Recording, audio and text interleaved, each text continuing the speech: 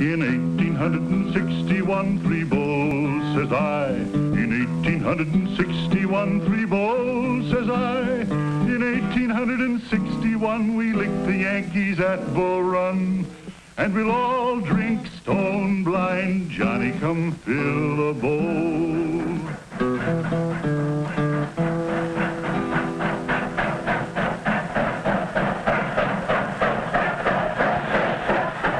In 1863, a special train had come up from Washington, bringing a mighty important man who had a speech to make at a place called Gettysburg. Today, Gettysburg lies peaceful and quiet in the foothills of the Blue Ridge Mountains. But what happened there some time back is history.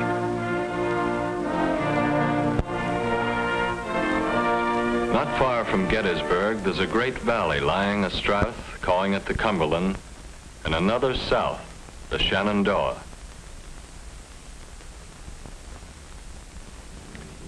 And at Harper's Ferry, right where the valleys meet, a grave and tragic conflict springs to life. I, John Brown, am now quite certain that the crimes of this guilty land will never be purged away but with blood. John Brown's body lies a moldering in the grave, but it marched on above the great valley, anticipating a deadly struggle between two ways of life.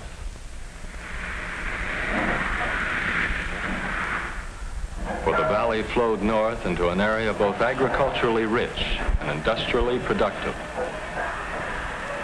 A land where factories were becoming part of the landscape.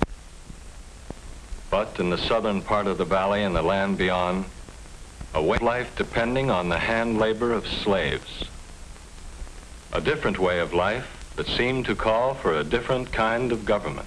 This union was established on the right of state to do as it pleased on the question of slavery and every other question. A house divided against itself cannot stand. April 12th, 1861. Confederate guns fire on Fort Sumter. The war had come. South Carolina had seceded from the Union in December of 1860, and 6 other slave states had soon followed. But the state of Virginia hesitated, even after Sumter, and whether it would secede or not was of grave concern to a Virginian named Robert E. Lee. If Virginia stands by the old Union, so will I. But if she secedes, then I will follow my native state with my life.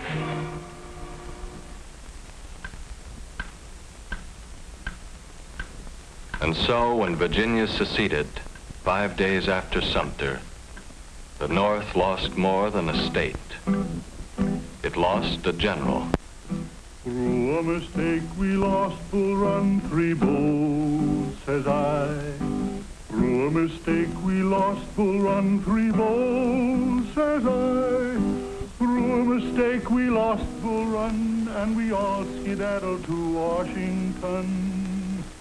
And we'll all drink stone blind. Johnny, come fill the bowl. Neither side had wanted it, but the first battle was at hand.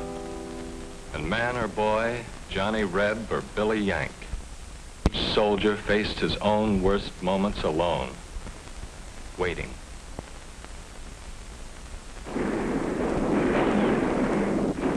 The raw northern troops hadn't meant to run that day, but run they did.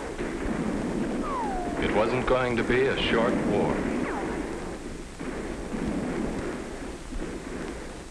Bull Run was a defeat for the North, but not a decisive one. And by the spring of '62, McClellan, now with a tough and disciplined army, the Army of the Potomac, embarked aboard a huge fleet of wooden ships to the James River for a drive on Richmond.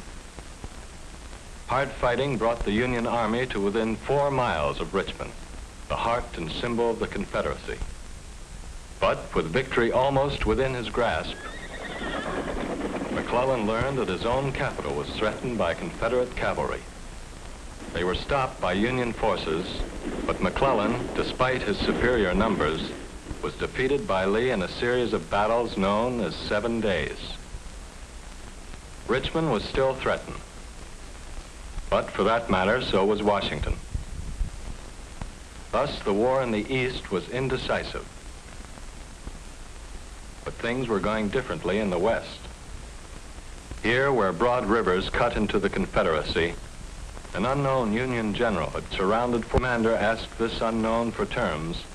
The reply was, "No terms except unconditional surrender." An unconditional surrender grant it was from that day on. But Ulysses S. Grant was not always to have things on his own terms. One Sunday morning in early April at his headquarters,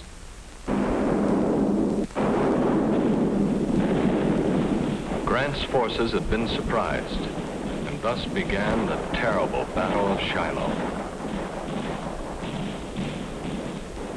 40,000 Confederates pressed the Union troops to the very edge of the river, towards what looked like inevitable disaster.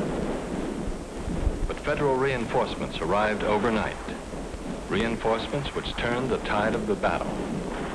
And when it was over, the Union Army held the ground, but at a cost more terrible than could be imagined. General Grant looked over the field.